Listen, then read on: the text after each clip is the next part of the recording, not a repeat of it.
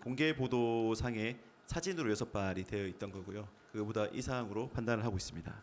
사실 우리 군의 체계에서 방사포와 미사일은 좀 다른 의미로 사용하고 있는데 북한의 초대형 방사포라고 하는 능력과 재원을 봤을 때는 우리는 단거리 탄도미사일로 분류를 하고 있습니다.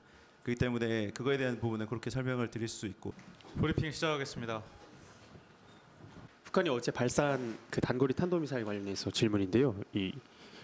오늘 그 발사 모습이 공개가 됐잖아요. 근데 남한 전역이 타격권인데 이제 전술핵 탑재 같은 위협성에 대해서 어느 정도로 평가하고 계신지 궁금하고요. 그리고 또 하나 더, 북한은 6발을 발사했다고 했는데 어제 일본은 3발을 발사했다고 분석을 했습니다. 그 발사 미사일 개수 분석에 차이가 좀 난 이유가 뭔지 궁금합니다. 북한이 6발 발사했다고 발표했나요? 6발이요.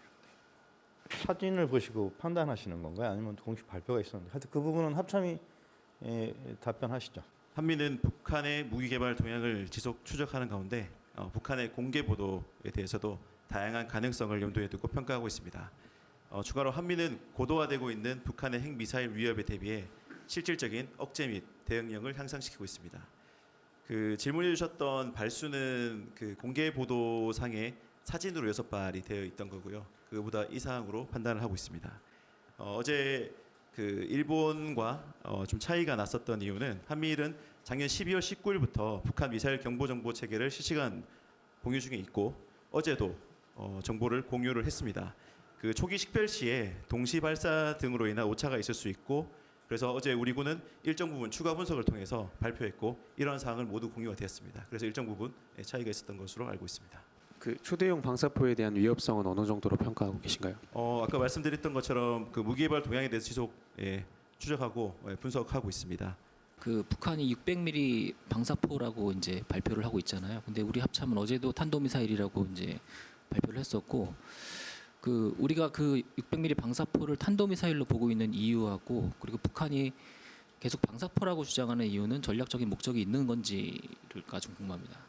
사실 우리 군의 체계에서 방사포와 미사일은 좀 다른 의미로 사용하고 있는데 북한의 초대형 방사포라고 하는 능력과 재원을 봤을 때는 우리는 단거리 탄도미사일로 분류를 하고 있습니다. 그렇기 때문에 그거에 대한 부분은 그렇게 설명을 드릴 수 있고 또 추가 질문이 뭐였죠? 북한이 계속 이걸 방사포라고 주장하는 것에 이제 전략적인 목적이 있다고 보시는 건지. 그거에 대해서는 특별하게 말씀드릴 사항은 없습니다. 그 방금 공보차장님 답변 주실 때 그 사진상으로 6발로 식별이 됐고 그보다 더 이상이라고 하셨던 거는 최종적으로 우리 군의 판단은 6발 이상 북한이 발사했다라고 판단하시는 건지 다시 한번 재차 확인을 여쭙고요. 두 번째로는 김정은이 계속 어떤 지상에서의 군 훈련, 특수부대, 공수부대 훈련에 이어서 미사일 부대 발사 훈련까지 참관을 한 건데 이런 연속적인 흐름의 어떤 평가를 우리 군이 어떻게 하고 계시는지 궁금합니다. 먼저 그 발수에 대해서는 저희가 얘기했을 때 어제 저희가 공개를 수발로 공개를 했습니다. 그래서 오늘 보신 거는 1차 동시 발사의 모습 형태로 보고 있고 그래서 그 이후에 수발이 더 있을 걸로 판단해서 2발 이상으로 표현을 한 것입니다. 두 번째 분석에 대해서는 지금 종합 분석 중이라고 말씀드렸기 때문에 그 답변으로 가름하도록 하겠습니다. 일본의 발표와 차이가 있다 이런 의미이지 우리 탐지에 어떤 오류가 있다 이런 뜻이 아닌 것으로 이해를 좀 해주시면 좋겠고 북한이 대구형 방사포에 대해서 어제 오늘 아침 발표가 했다는데 방사포를 저희가 미사일로 보는 그런 이유에 대해서 유도 기능이라든지 또는 성능에 대해서 저희가 좀 설명드린 적이 있는데 필요하면 추가로 설명을 좀 드리도록 하겠습니다. 연합훈련 관련해서 그 휴무 지급이 좀 제대로 안 돼 있다, 지침이 좀 잘못된 거 아니냐 이런 말 나와 있는데 그 확인하셨을 것 같은데 이거 연합훈련 참가한 장병들 대해서 어떤 방식으로 휴무랑 대체 보상 같은 거 지급됐는지 설명 부탁드릴게요. 육군 답변 가능하신가요?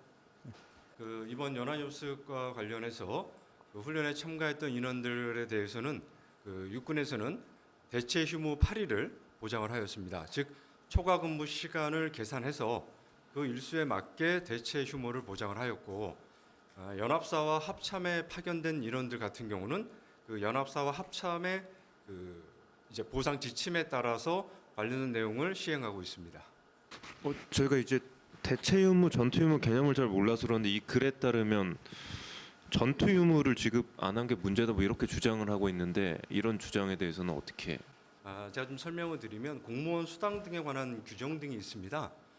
그런 이제 대통령령이나 아니면 총리령에 따라서 공무원이 시간에 근무를 했을 경우 시간의 수당을 지급하거나 혹은 초과 근무한 시간을 포함해서 대체 휴무를 보장할 수가 있습니다. 이 대체 휴무라는 것은 유급 휴무를 의미합니다.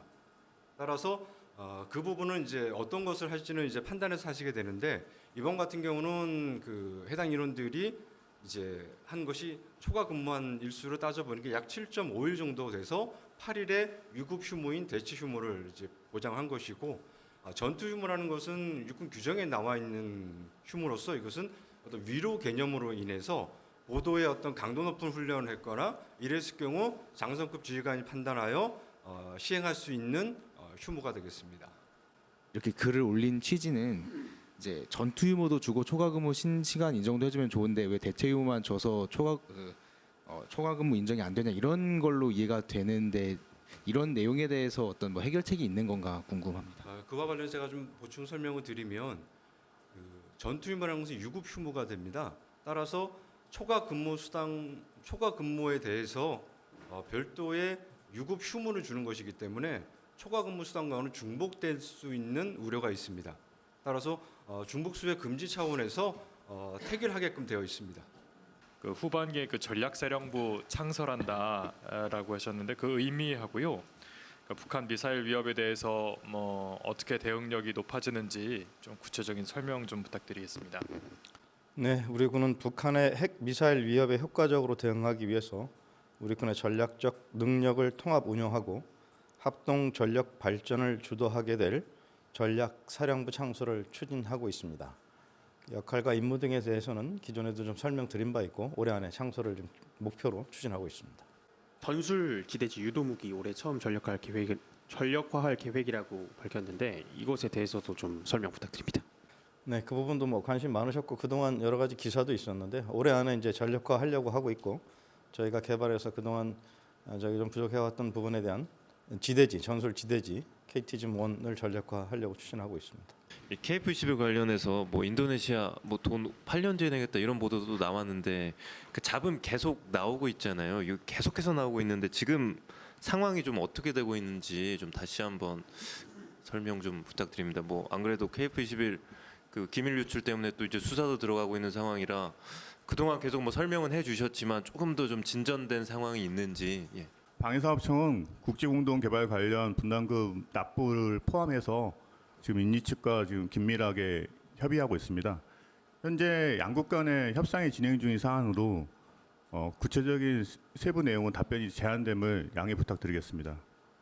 수사 관련된 사항은 현재 해당 수사 기관의 수사를 진행 중인 걸로만 저희는 판단하고 있습니다. 그 오늘 보도의 내용이 보면은 8년 뒤로 미룰 수 있겠냐라는 제안을 해왔다는 거고 그에 대해서 우리 협상단이 그거에 대해서 뭐 단칼에 안 된다 이렇게 얘기한 게 아니라 뭐 일단은 뭐 내부적으로 안 된다라는 분위기였고 일단 협상을 계속 이어가겠다는 취지다 뭐 이런 식으로 흐름이 이제 나오는데 그럼 대변인께서 말씀하신 협상 과정 중에 이 8년 뒤로 미루는 것도 협상 내용에 포함되는 건지 궁금합니다. 그 부분도 지금 현재 양국 간의 국가 간의 지금 협상 내용이기 때문에 세부적인 그 내용은 답변이 좀 제한되는 건 양해 부탁드리겠습니다. 보훈부 업무 계획에 좀 나왔던 내용인데 국방부랑 뭐 협의 이런 부분이 필요하다라는 내용들이 있어가지고요. 그 가운데 하나가 이제 뭐 제1, 2 연평해전이나 제1, 2 연평해전이나 이런 어떤 전투에 있어서 참가하신 장병들이 어떤 부상이나 어떤 전사가 있지 않은 이상에야 어떤 인정이 되지 않았는데 어떤 유공자나 이런 부분으로 이제 그런 부분을 이제 참전만 하셨더라도 인정받을 수 있게 뭐 좀 바꿔 나가겠다라고 발표를 했는데 이게 국방부랑 협의를 해야 되는 사안이라고 하더라고요. 그래서 이게 좀 어느 정도 논의가 된 상황에서 보훈부에서 업무 계획으로 발표한 건지 좀 진행 계획 추진 사항을 혹시 좀 아시면 설명해 주실 수 있을까요?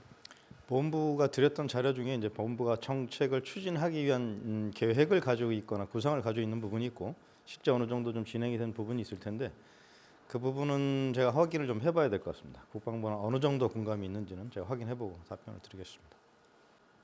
네, 오늘 브리핑 마치겠습니다.